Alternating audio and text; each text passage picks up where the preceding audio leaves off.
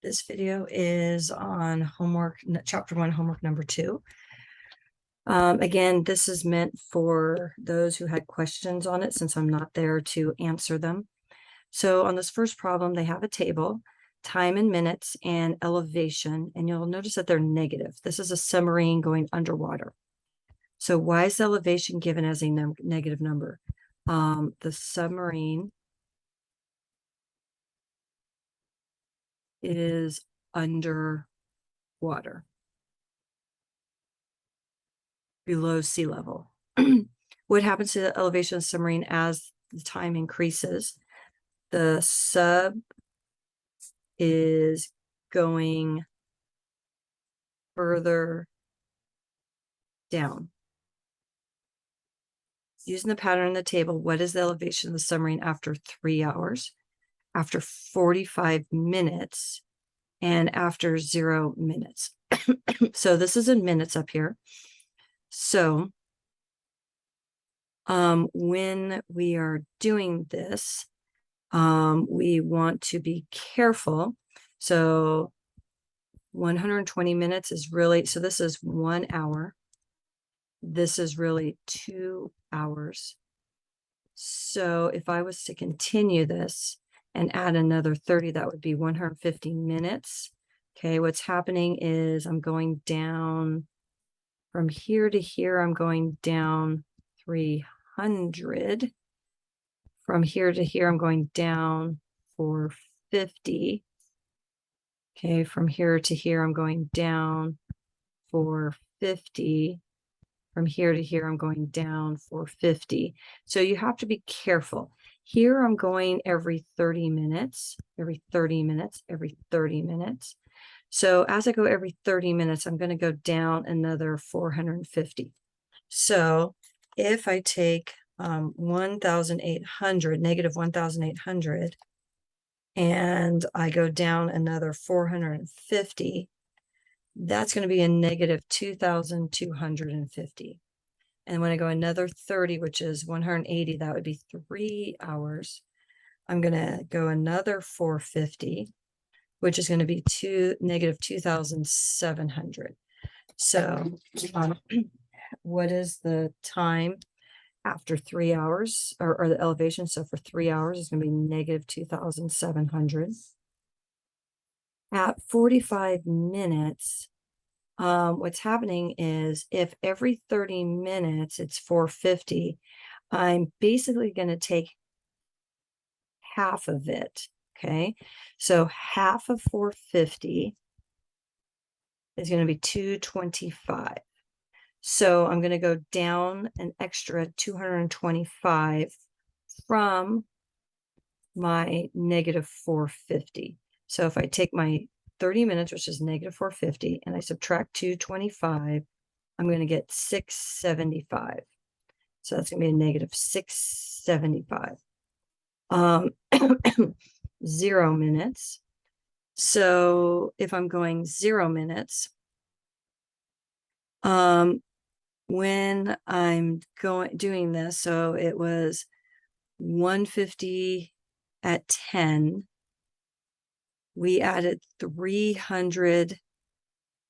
So when basically we went 20 minutes, we added a 300. So half of that's going to be 150. So my 0 should be 0. My 0 minutes should be 0. Graph the relationship in the table. So when we're doing this, this is going to be minutes. This is going to be elevation.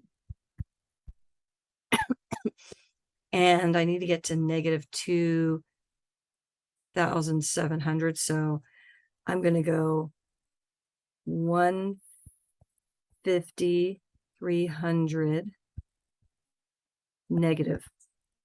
So basically every 2 is going to be a negative 300. That's how I'm going to do it. So every 2, so it'll be a negative 600, negative 900, negative 1,200, negative 5,000, 1,500, Let me just move that. I'm going to go another negative 300, so negative 1,800, negative 2,100, negative, so I'm adding, sorry, 300, so negative 2,400, negative 2,700. Okay, and going this way, I'm going to go 10, 20, 30, 40, 50, 60, 70, 80, 90, 100, 10, 20, 30, 40, 50, 60, 70, 80, 90, 100. So that's going to be 200 minutes. Okay, so I'm going by tens. So I'm going to plot 0, 0. 10, negative 150, which is going to go here. 30, so 10, 20. So basically, I'm going to be here at negative 30 is going to be negative 450. 60, so that's 10, 20, 30, 40, 50, 60. I'm going to go to negative 900. Whoops, down one more. 900. So what you'll notice is I'm going down 1, 2, 3, every 1, 2, 3, down 1, 2, 3, every 1, 2, 3. Okay, or basically I'm going down 1 over 1, down 1 over 1, down 1 over 1, if you want to do it that way. And this is going to be our graph.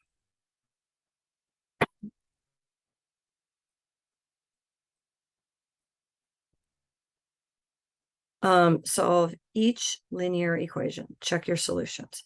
So for this one, I'm going to add 3. So I'm going to get negative 2x is equal to 6. I'm going to divide by negative 2, and I get a negative 3.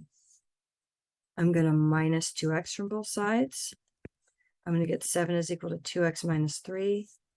I'm going to add 3 to both sides. I get 10 is equal to 2x. When I divide by 2, I get 5. For this one, I'm going to minus 3x from both sides. I get 3x minus 10 equals negative 8. I'm going to add 10 to both sides. I get 3x is equal to 2. I get x is equal to 2/3. Okay, function machines. So if an input of negative 9 is put into each machine, what is the output? So for the first one, what I'm going to be doing is I'm going to be doing negative 9 squared plus 3. That's going to be an 81 plus 3, which is going to give me an 84. So I'm going to get an 84 out of this one. The other one, when I put a negative 9 in, I cannot take the square root of a negative 9. This is going to give me error. So this one is impossible or no solution. Eric wants to put a 0, wants to get an output of 0. Can he do this with each of the machines? If so. So with the x squared plus 3 one, if he wants to get out a 0, the problem is I'd have to get this to be a negative 3, because negative 3 plus 3 would give me 0. But when I square, I always get a positive, not a negative. So this one is going to be impossible. I mean, impossible. In the other one, if I want to get a 0, basically this has to be a 2. I need that to be a 2. So what would make that be the 2? Well, the square root of 4 is equal to 2. So in this case, my x would be 4. If I put a 4 in, I get a 2 minus 2, which is 0. On 32, okay, we're graphing this. So this is going to be jump number and height. And so I'm going to go 1, 2, 3, 4, 5, 6, 7, 8, 9, 10. I'm just going to go by ones here. On the other side, I'm going to be going by point. Well, let's see. I need to get up to 5.2. So 1, 2, 3, 4, 5, 6, 7, 8, 9, 10, 11, 12, 13, 14, 15, 16, 17, 18, 19, 20, 21. So let's see. 1, 2, 3, 4, 1, 1, 2, 3, 4, 2, 1, 2, 3, 4, 3, 1, 2, 3, 4, 4, 1, 2, 3, 4, 5. So I'm going by like quarters. So if I'm going to graph 1 comma 0.5, that's going to be here. If I'm going to graph 2 comma 0.9, that's going to be close to here. 3 comma 1.6, this would be 1.5. This would be 1.75. It's going to be somewhere in between.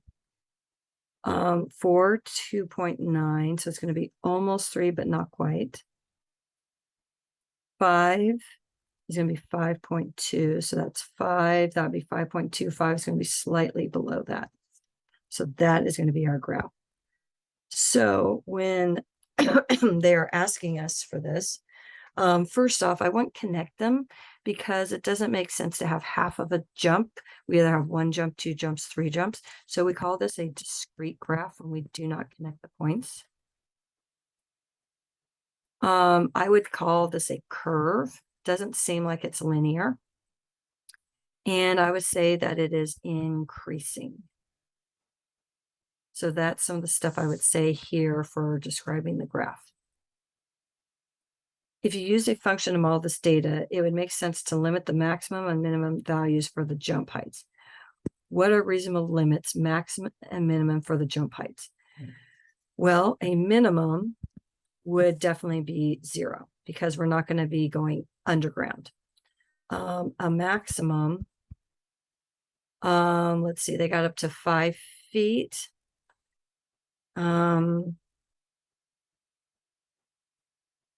I would say this is up to you, but I would say maybe 6 feet. Okay, maybe you think 7 feet, 8 feet, but I'm just going to say 6 feet, but that's my opinion, but you can have your own. And that's the end of this video.